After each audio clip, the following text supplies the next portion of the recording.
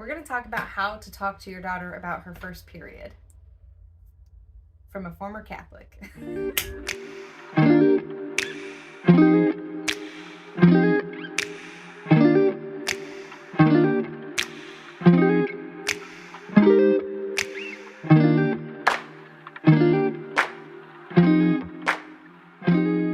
So, today we're going to talk about how to talk to your daughter about getting her first period. I think it's really important to note that our own experiences greatly shape how we perceive this conversation, as well as our perspective of how we may not want to do it. So a lot of times we may know how we don't want to do it, but we don't necessarily have the blueprint for how we do want to do it. And I think this is something that's really missing from our society, is a general idea even of, hey, here's a good way to bring this up with your daughter. I asked on my Facebook, and many of you shared your own horror stories, which I will share a little bit about mine as well, but it was just very clear to me that this is something nobody has ever known how to do, and I think that there is a way that we can do it that is not awkward, that is actually quite casual and comfortable, and doesn't leave this negative imprint for our own children moving into adulthood.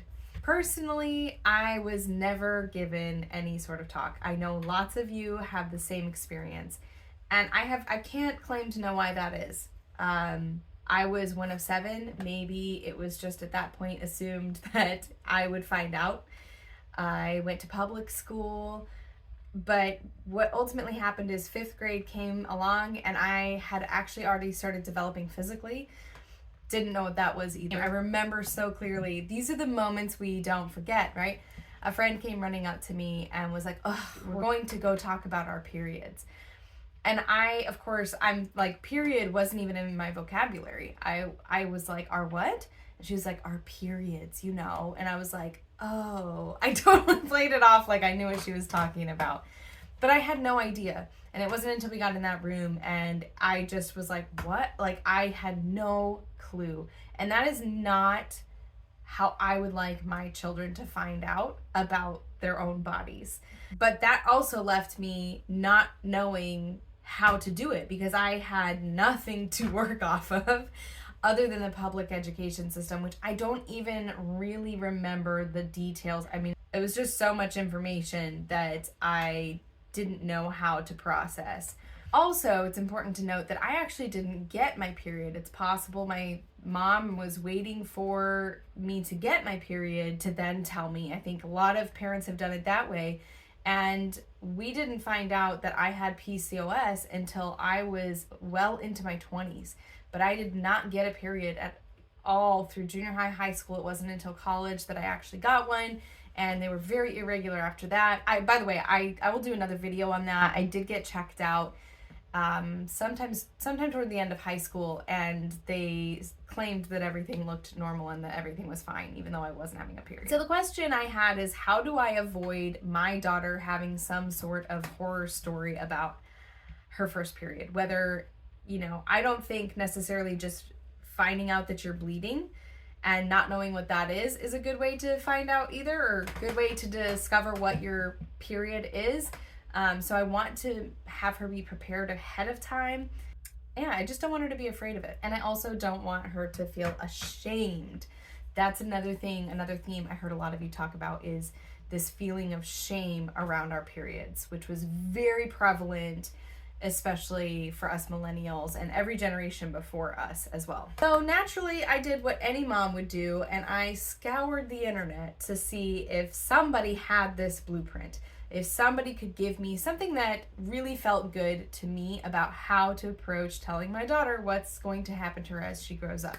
By the way, I also have 3 daughters. I'm just specifically referring to the oldest one because it's the first time I've ever had to do this. So I looked at blogs, I looked on YouTube, I looked on Instagram accounts, and nothing. I couldn't find, now granted, I could have probably tried a little harder, but I couldn't find anything that was like, hey, mama, here's how you should do this. And the things that I did find were just very not my style. They were too formal. They were too There was too much pressure to do it right. And that's when I realized I was overthinking it. It was in that moment, after a couple of weeks actually of looking around and hoping I would come across the right thing, that it just hit me that I was like, why am I making this such a big deal? It's really not that big of a deal. It's important, and it's a major milestone, but it's something every woman has to deal with. It is so common that 50% of the population has to deal with it every single month. I'm like, actually, I could be building this up to be a bad thing. I could be, with all this need to be doing it a right way, be making it shameful. That's when I realized that I just had to bring it up. And I thought to myself, I just need to make it casual. Side note, it is super helpful if you are already talking about bodily functions and things with your kids. My kids already knew that mom bleeds sometimes. I didn't tell them every time I was having a period. I also wasn't having a ton over the last several years, being pregnant and breastfeeding quite a bit, but they knew, and they also saw me have a home birth. So there has been ample opportunity for my kids to ask me questions and to be open about conversations like that. So if you haven't even exposed your children to the concept of, hey, mom, or women bleed, then I think that's where you need to start. I would just see if you can find, if you're not under any time crunch to start the conversation, if your kids are still pretty young, find an opportunity to let that happen naturally. I mean, we're all moms here. Our kids follow us into the bathroom. That is obviously a very good opportunity, but it could be something even as simple as bringing a goodie basket to your sister because she's on her period. And that may not be something you do regularly, but you could be that intentional to show and open up the conversation and say, oh, well, my sister is on her monthly cycle and she's really not feeling well, and I just wanted to make her feel better. And kids ask questions. They will ask what's up. So it really helps to have that baseline, and that's what I'm operating off of. And before we jump into exactly what I said, I do want to address at what age do we tell our children about these things? And I found that many of you, and I agree, feel that the younger the better. The more normalized it is from a young age, the better. Having these conversations frequently and making it not a big deal, making it more casual. I do think that introduction makes it easier to have conversations later on. And also be sure to include everybody. If you have sons, if your partner, your husband, make sure that nobody is made to feel like this is for only girls' ears, because that is where shame comes around. That is where they start to develop this story that, oh, mom purposefully made sure that my brothers and my dad didn't know about this, so I now know and I internalize that this is not something for men to know about.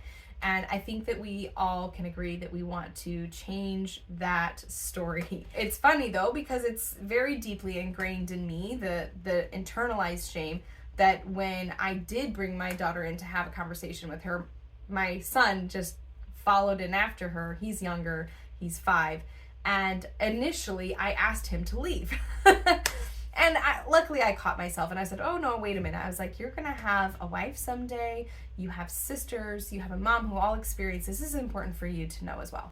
It's also important that I note that this is not the same as the sex talk, the birds and the bees.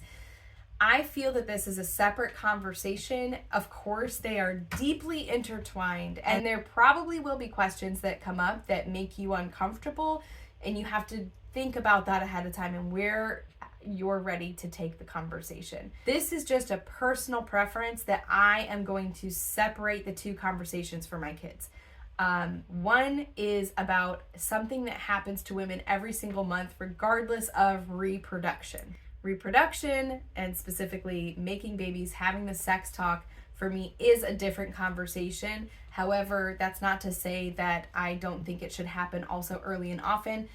I'm not gonna tread into waters here that I don't feel like I know for sure what the best option is here. But I can just tell you my personal preference is I will probably begin to have that conversation with my daughter once she actually does start to have a cycle, and we can talk about that in a more one-on-one setting. However, I know of people who very early completely open about what sex is and how babies are made. And I think that's great. I'd love to hear from them. In fact, I'm hoping to start up a podcast, and I would love to interview people who approach these things differently to get their perspective. We're all just doing the best we can, and I think that there's many ways to do this the right way. This, of course, means that we always talk about bodily autonomy, knowing your anatomy, knowing bodily safety and respect, and knowing that I am always their safe space to come and tell me if anybody is making them feel uncomfortable. Those conversations are, of course, happening from as soon as they can understand what their nose is. I also think it's really important to know and cater this to your child. I do have 3 daughters, and this conversation only happened with my oldest daughter and my only son. So my middle daughter was not there. Now, I could have called her in, but I know her well enough to know that she is a very private person. She gets very embarrassed very easily. I have some theories as to why that is, but it's part of who she is. And so I respect the fact that this is probably a conversation that while she knows, because she did pass by at one point as we were talking, she knows it's something we can talk about openly, that she would prefer to have privately. And that is what I will do for her. There is no one size fits all. And I think it's perfect that I have so many children that I can share with you all the different ways in which I'm going to be approaching this subject. Okay, so let's talk about what exactly was said when I had the talk with my daughter. So I called her into the kitchen, and her little brother followed after, which I explained what happened there. And I just asked her very casually, so instead of having a script or instead of having this very prepared a book and a YouTube video, not knocking that if that's your style, but this is how I did it. I just asked her very casually, hey, I'm just curious, do you know what happens to girls as they get older and they start to become women? To which she said no, and I later found out that she was like, actually, I thought that might be what you were talking about, which was such a relief that she did know and she just didn't want to assume. And so I said, okay, so you know how mom will bleed sometimes when she's in the bathroom? And she said, yeah. And I said, well, that's something that happens to every girl as they start to become a woman. And it can change what age they're at that might start. But I wanted to talk to you about it so that you knew ahead of time and you weren't surprised or scared when it did happen for you. She said, I think I would still be scared. And I said, that's fine. I totally understand. But I want to make sure that you know that someday it will happen for you. And at what age, I don't know. But you're 8 now, and a lot of girls, it happens around the age of 12, but sometimes it happens much earlier. And sometimes it happens much later, and we just don't know. So I wanted to make sure, again, that you knew and were ready for that, for when that time comes, and you weren't maybe so surprised or scared by it. And also, I said that it's also a really good sign that your body is healthy, that your body is on the right path. This is what you want to happen so that you know your body is doing what it's supposed to do. One of the first questions she asked me was, does it hurt? And this is a hard question to answer because I do know, of course, many women experience varied levels of discomfort with their periods, whether it's extreme discomfort to mild discomfort. Personally, I feel hardly any discomfort at all. And I have since come to learn that it is actually more normal, not necessarily common, but more normal to experience very little discomfort. So I told her, not really. I mean, you might feel a little aching in your belly, but for the most part, like, you don't feel the blood coming out, which is also why it might surprise you when it does happen. And she said, well, how old were you when you got yours? And I said, well, mom didn't develop the way that she was supposed to. She had problems, and I actually didn't get mine until I was a lot older.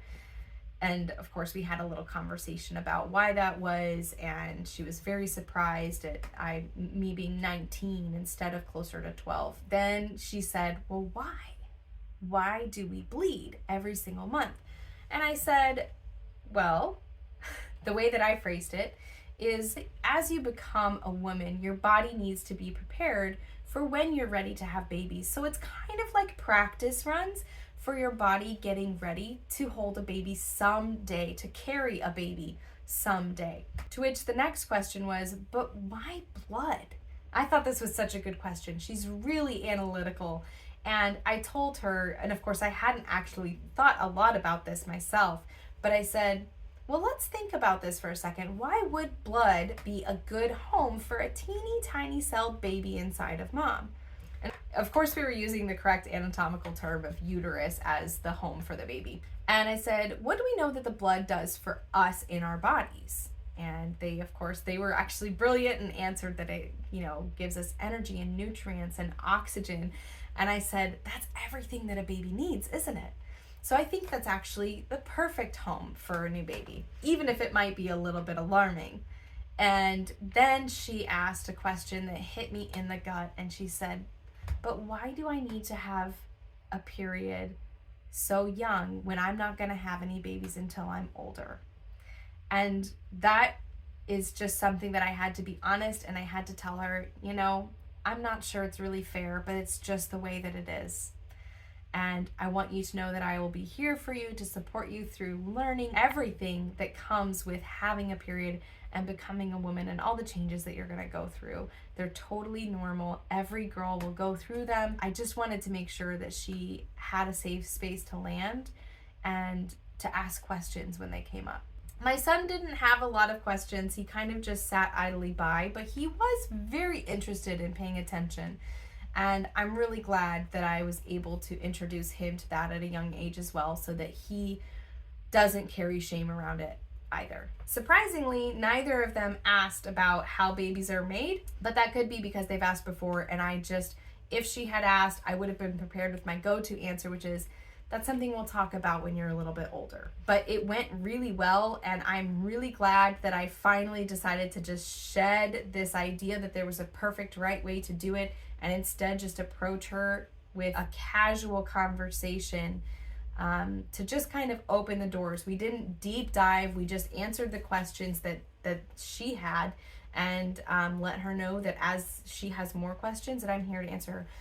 I will say, from an initial reaction as a mom, I was very glad to see that she didn't seem uncomfortable at all, that she actually was pondering and almost, dare I say, proud that she gets to be on this journey, even though there's definitely a balance of this, maybe a little bit of fear, but also this understanding that it's not something to be ashamed of. There was this pride in knowing that, and I did tell her too, that when she would get her first period, we should do something special. We should go out to eat, maybe get our nails done.